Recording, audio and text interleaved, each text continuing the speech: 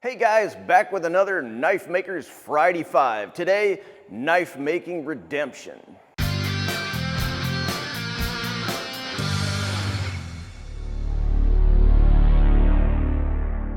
So kind of a mixed bag of stuff this week, but mostly letting you know about some upcoming videos and projects that I'm really excited about. Also, a shop update, sort of, since I know a lot of you guys are interested in that.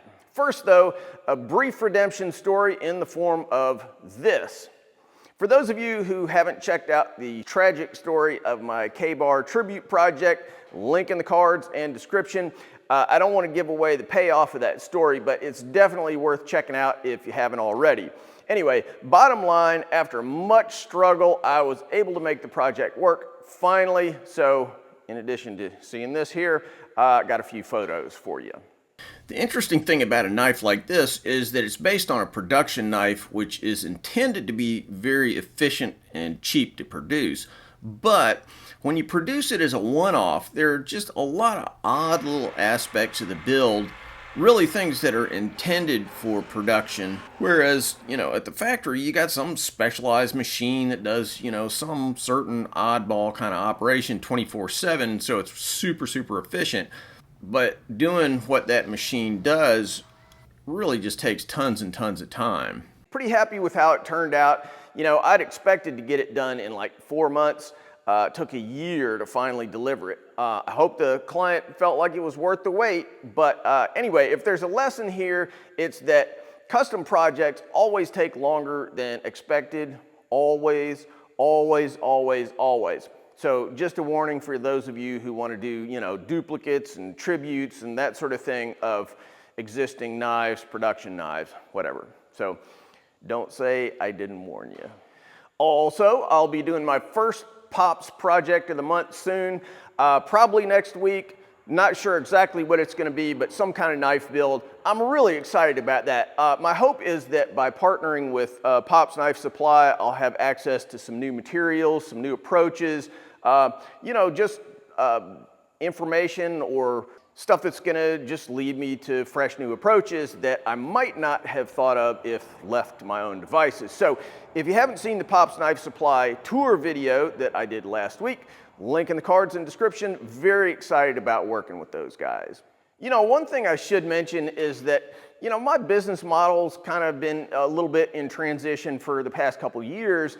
And my YouTube video production occasionally fell through the cracks as a result of that. So my hope this year, and really this is my firm intention actually, is to really double down on YouTube, to do more projects, and maybe kind of amp up those projects, make them a little more complicated, a little more jazzy, whatever.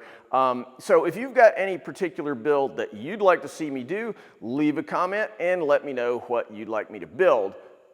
If you're a Patreon subscriber especially, drop me a note on Patreon. I always try to work extra hard to do stuff for my Patreon supporters.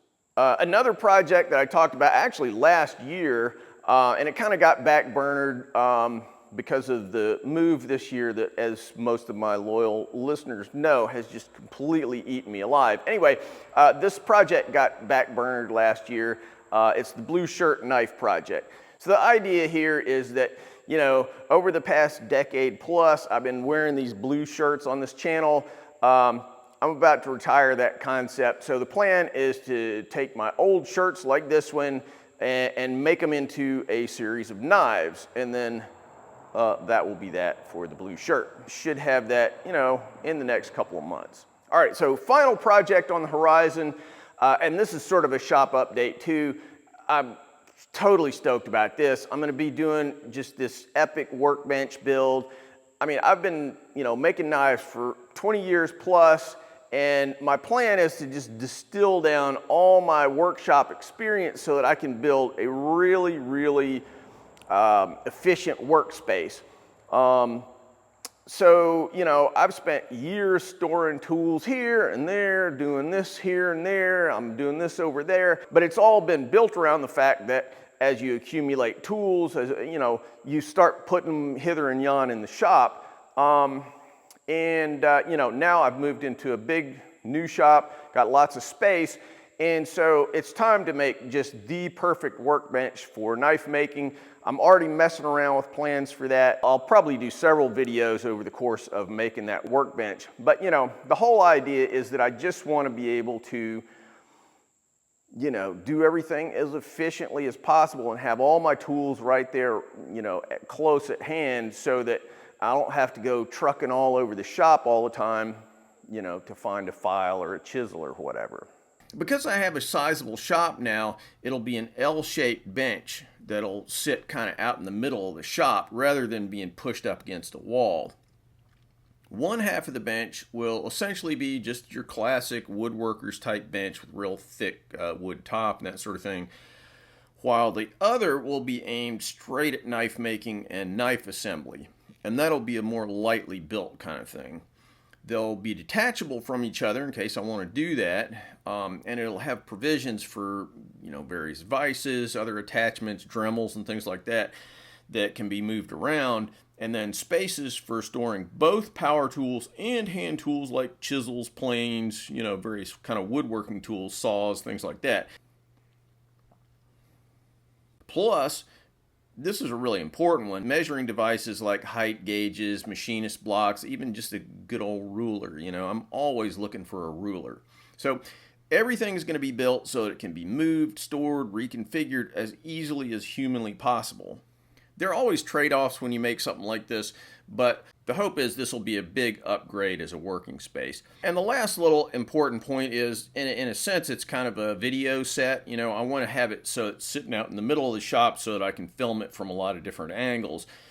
A lot of times when I'm filming real up-close, detail type work, it's hard to get a camera in a good position to get a shot, because especially if you have a bench that's pushed up against a wall, there's just no place to put a camera to get a good shot of it. This will get rid of that problem by giving 360-degree access to the workbench from a video perspective. Details to follow, still working on the plans and whatnot, but hopefully I can get cranking on that in the next month or two. I'll eventually have plans available to my Patreon supporters. I always do that, you know, with all my builds. And I might even make like a little mini course on it or something. I really haven't thought this through yet. I'll kind of figure it out once I get going on the whole build. So anyway, I guess that's about it for now. So thanks, and keep on making those knives. Thanks for watching, guys. If you like what we're doing here, please subscribe and make sure that you click on that bell so you get notified of all the latest videos. Want to buy a knife from me? Check out my modern blades at tacticsarmory.com. Digging the channel?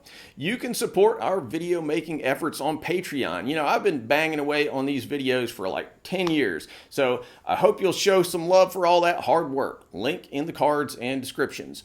Finally, if you're interested in making Japanese swords, check out my full line of Japanese sword videos where I show how to forge Japanese swords as well as how to polish them and how to make fittings, handles, and scabbards.